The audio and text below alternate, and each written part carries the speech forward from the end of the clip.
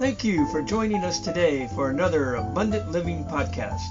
I'm your host, Bruce Oliver.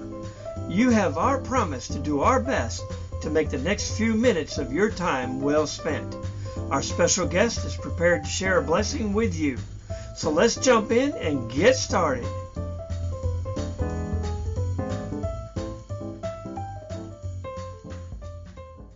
Our engine is warmed up and we are now leaving the station. Buckle up as we are beginning our Abundant Living podcast journey. Welcome to part 2 of our conversation with Dr. Catherine Wheeler, an OBGYN who has transformed her life's mission from performing abortions to advocating for life. Dr. Wheeler's journey is a profound testament to the power of personal transformation and faith. After a pivotal moment in her career and a renewed relationship with God, she has become a passionate pro-life advocate. Hang on to your hats and buckle up as we are in for another impactful podcast interview you will not likely forget. Dr. Wheeler, thank you for being with us today. Would you like to give our audience a short greeting? Yes, thank you so much for joining us on this podcast. It's a brave move to join an ex-abortionist, but I am in this because I want to use what I know about OBGYN care and about abortion to help people to understand what's actually true.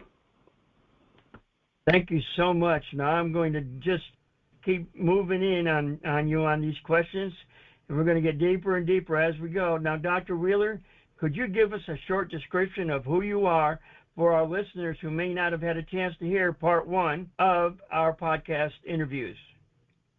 Yes, I am an OBGYN physician. I practiced in Salt Lake City, Utah for 24 years.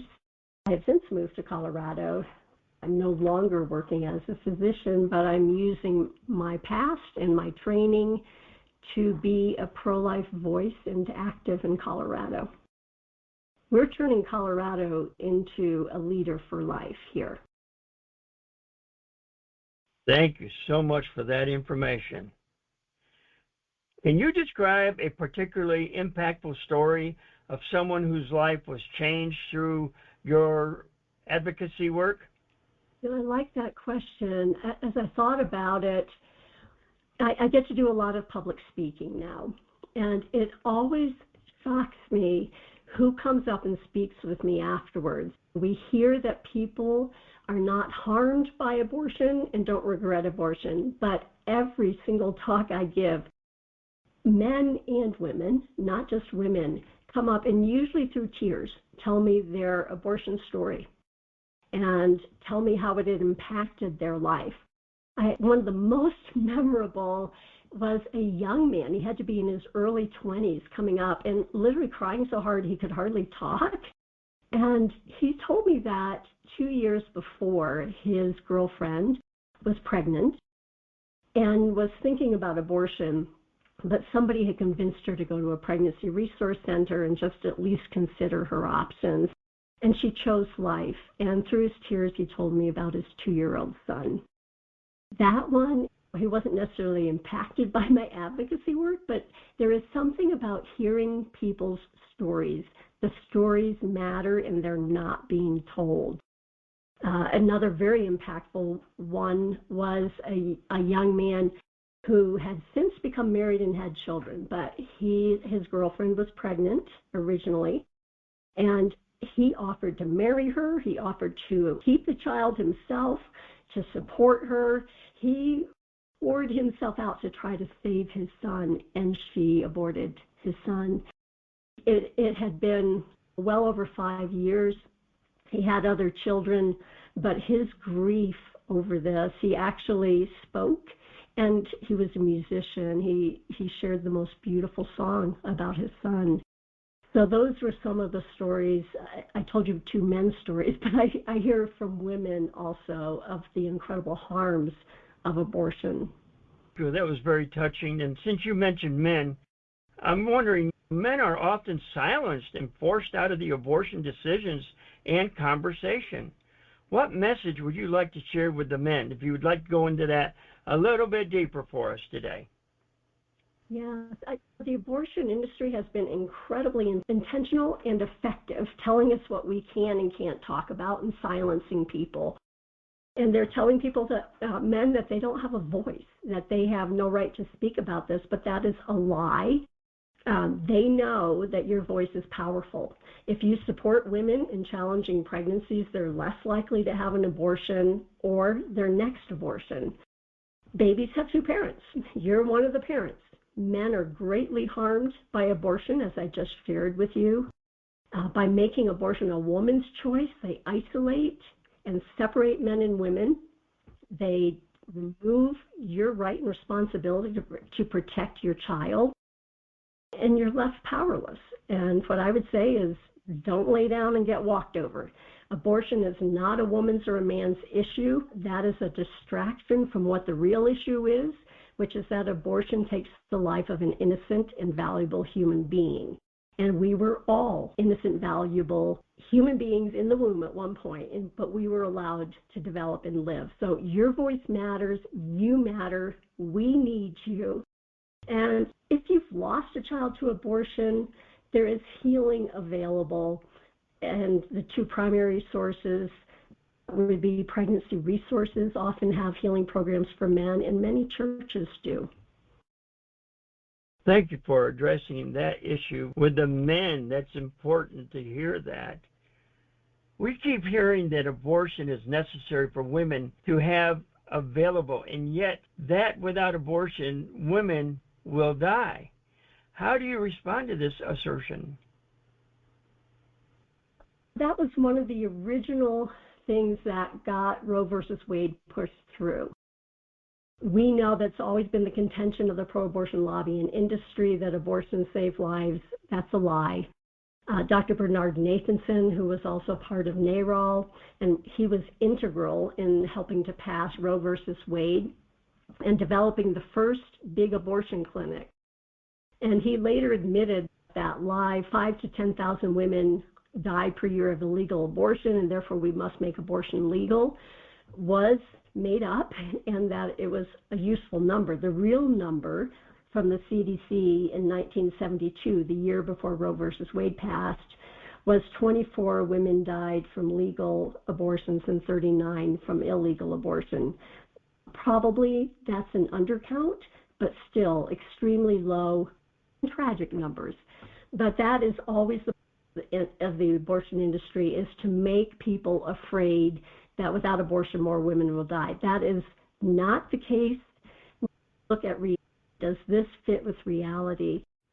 Some of the countries with the lowest maternal mortality rate are the ones where abortion is illegal, such as Poland and Malta.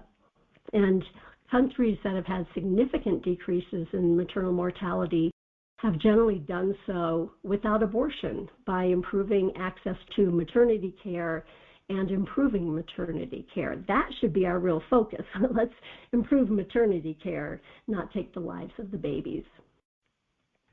Does the U.S. have stats on abortion numbers that you're aware of? The United States has voluntary submission of data. So we don't keep accurate statistics on abortion numbers, deaths, or complications. As I said, it's voluntary to the CDC. So some of the larger states, like California, New York City, they don't report statistics. So we really don't know how many abortions are being done. We don't know death rates. We get most of our statistics from the countries that have universal health coverage with databases and keep registries for abortions, births, deaths, and complications, so they can link that data.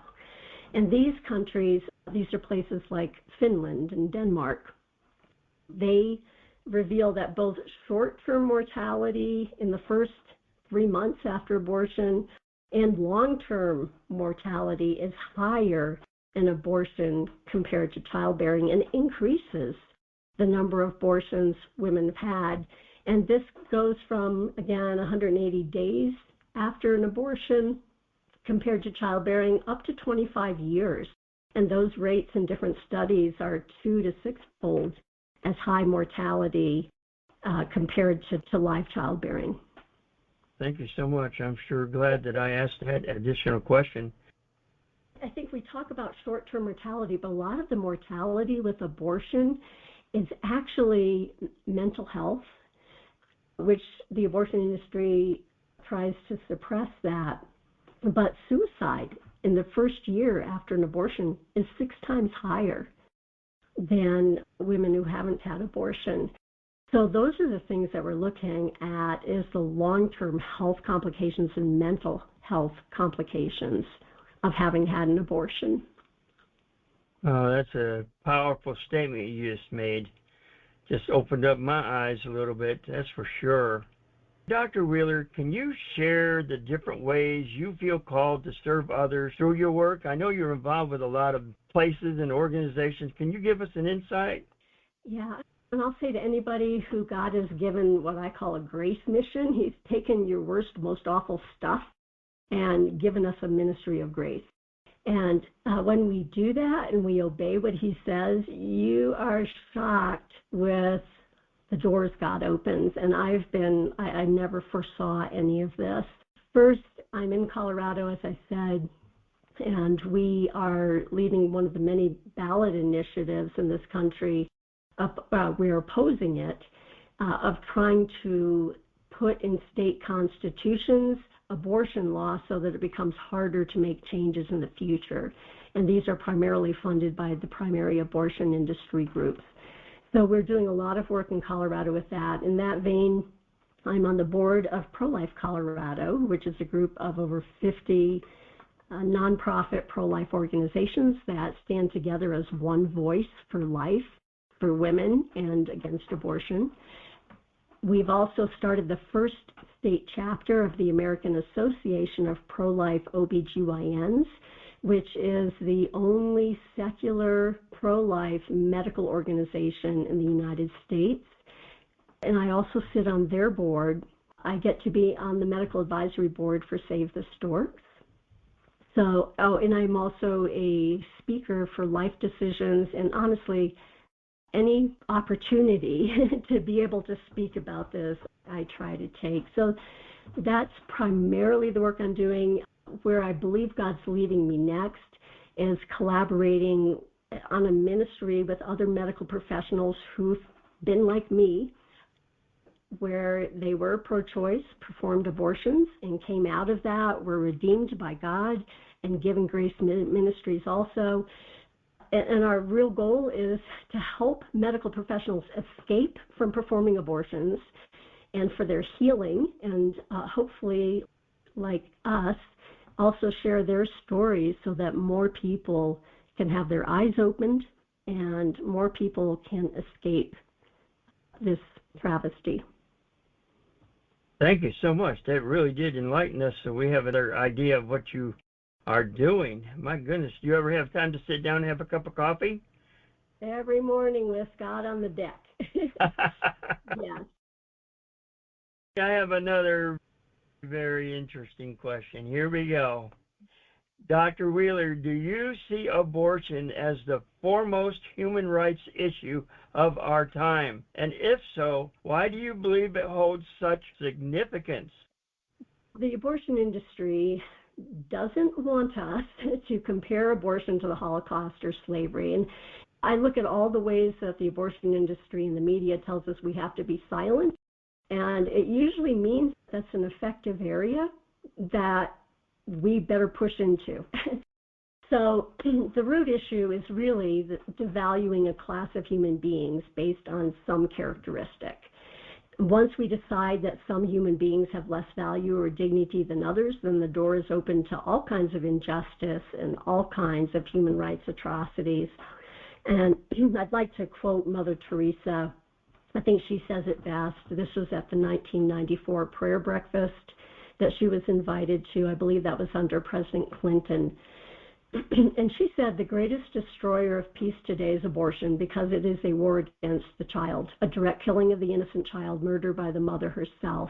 And if we accept that a mother can kill even her own child, how can we tell other people not to kill one another? How do we persuade a woman not to have an abortion? As always, we must persuade her with love, and we remind ourselves that love means to be willing to give until it hurts. Jesus gave even his life to love us. So the mother who is thinking of abortion should be helped to love, that is, to give until it hurts her plans or her free time, to respect the life of her child. The father of that child, whoever he is, must also give until it hurts. By abortion, the mother does not learn to love, but kills even her own child to solve her problems. And by abortion, that father is told that he does not have to take any responsibility at all for the child he has brought into the world. The father is likely to put other women into the same trouble. So abortion just leads to more abortion. Any country that accepts abortion is not teaching its people to love, but to use any violence to get what they want.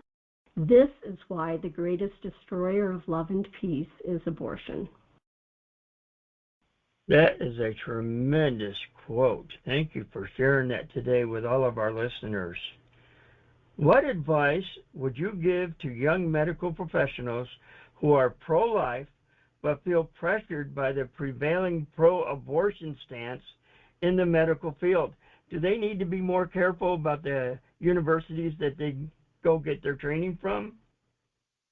That's a great question. Yeah, I think we need to be prepared that you're going to be facing these secular pro-abortion and views and have a lot of attacks on your conscientious objection. And there are some pro-life Christian, I don't know if there are medical schools, but there are residencies that are Christian. But I think that the number one thing is to be prepared to think critically about your beliefs, to realize that you probably have picked up some things from the culture. So you want to know what is actually true about abortion and the humanity of the developing child. And if you have questions, research them, ask people, figure out what's true.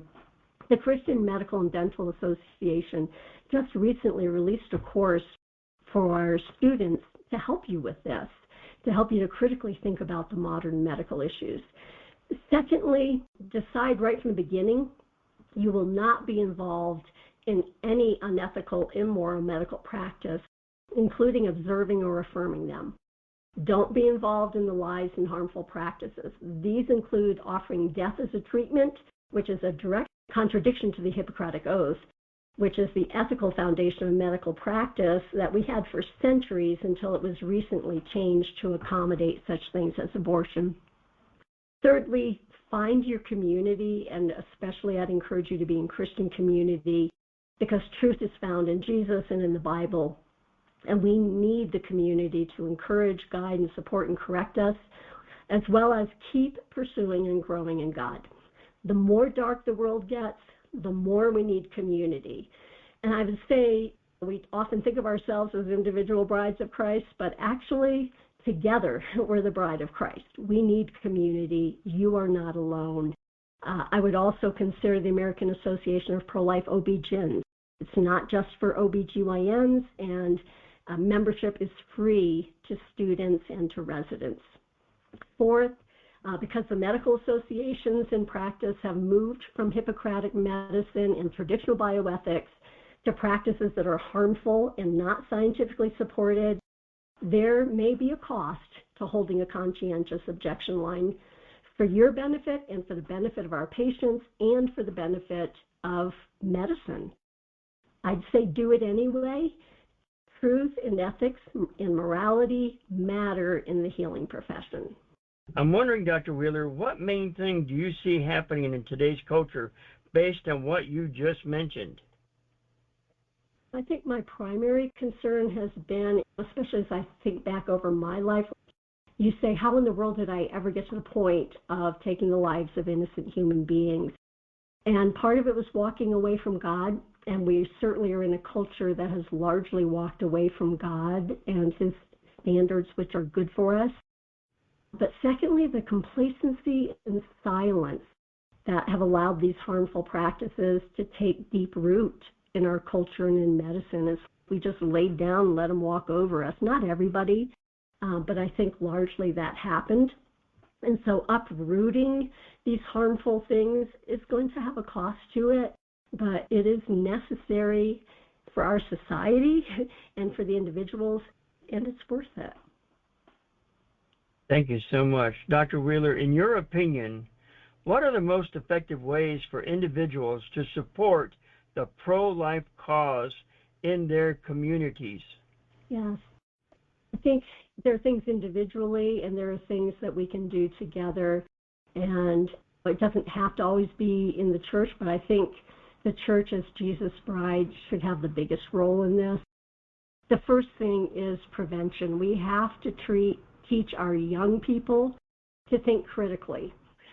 We have to teach them to look for the truth, and look for the evidence, and do the research, and ask their questions, and get grounded, especially God's good plan for sex within marriage, and that falling in that, there is still grace and mercy. It's not the end of it. We all fall, but we have to get to the root of what the problem is with abortion and sexually transmitted infections and relationship breakdown and broken marriage. We have to go back to how God planned this and teach it as such a beautiful and good thing and worth waiting for. Secondly, we see single parents and pregnant women who are alone or in difficult situations all around us. Children are not sin. They're a gift from God. So we need to offer them, these women and men, love, help, and hope. Churches should be the first place we think about. Pregnancy resource centers definitely are, but I think the majority of churches can step that up. Next, I think sharing redemptive stories. There's so much silence.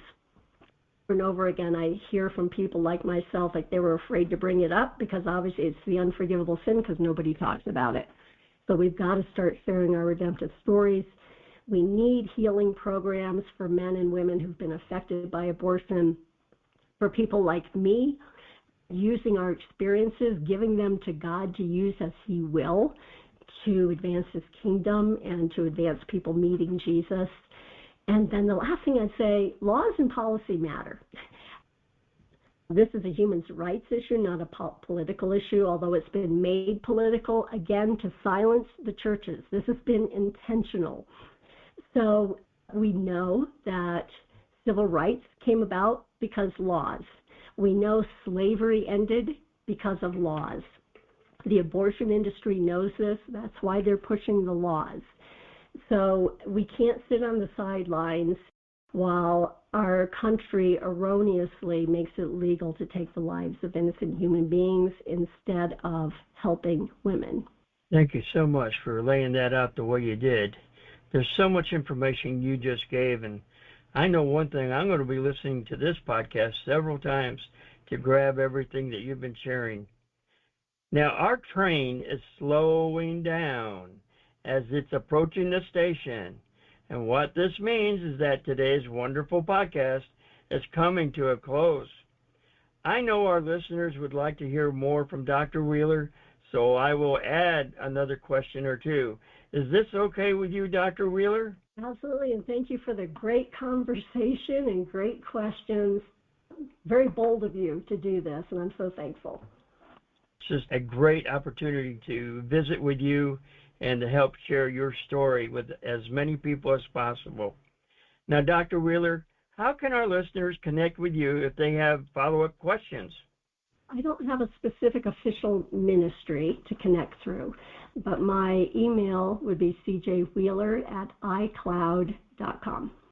Our final question, Dr. Wheeler, is, are there some special key takeaways you would like our audience today to gain from today's conversation? Yes, thank you. First of all, abortion is a human rights issue. Yes, it has been politicized. So is slavery and racism, but it is the intentional taking the life of an innocent human being. Secondly, that abortion harms every single one of us because killing human beings changes us as human beings and has tainted every part of our society. I think we see that with the election coming up. The United States has a lot of issues, but what's the number one issue? Promoting abortion. Next, Women in difficult pregnancies are facing untenable challenges. They're frightened, they're often alone, and many of them, in some studies up to 60%, are coerced towards having an abortion. What they deserve is our love, compassion, help, and care. The majority of us have been impacted by abortion, whether we know it or not. A lot of people don't know that people in their own families have had abortions. And so we've lost children, nieces, nephews, grandchildren, our friends' children, entire generational lines. So we all need to do our part to end the scourge of abortion. Next, please understand that most people who are pro-choice, the majority of them, simply just haven't critically thought about abortion in the developing baby. They're just repeating the slogans that they hear. So listening to them to understand them, asking them good questions, offering them some alternative ideas to consider with the supporting evidence, so that you're challenging their thinking, you're causing some cognitive dissonance. That's how we change our minds, is by, instead of being affirmed, by slipping in some truth here and there, by helping them to think, and hopefully eventually they'll come to understand the truth. Share your stories also. Next, I'd say that most people in the abortion industry really, like I did, really believe the lie that they're helping women, and at least initially truly thought they were being compassionate. And so please pray for a mass exodus from the abortion industry, for healing and these stories to be shared. And again, very importantly, pray for the end of abortion, pray for healing, pray for repentance for our complacency and silence, and ask God to show your part and your community's part in ending this atrocity and violence of abortion and helping families. So basically, being quiet doesn't help the cause. Oh my goodness, it's exactly the strategy of the media, the abortion industry, the secular culture, is to try to silence us and tell us where we're not allowed to speak. Those are the places to speak, yes. Thank you so much for adding that additional comment. Thank you for joining us, Dr. Wheeler, for part 2 of our enlightening conversation. Wow, your dedication to life and your courage to advocacy and the works that you do reminds us of the profound impact one person can have.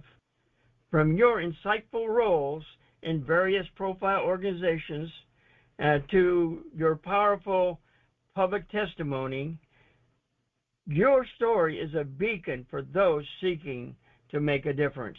Today, ladies and gentlemen, I hope that Dr. Wheeler's story has provided valuable insights and inspired you to reflect on these significant issues we've just heard discussed. Now, ladies and gentlemen, I want to leave you with my favorite quote: "With God, I can face tomorrow and experience His peace today." Hope to see you at our next Abundant Living podcast real soon. This is your host, Dr. Bruce Oliver, signing off for now. Don't forget, Jesus loves you.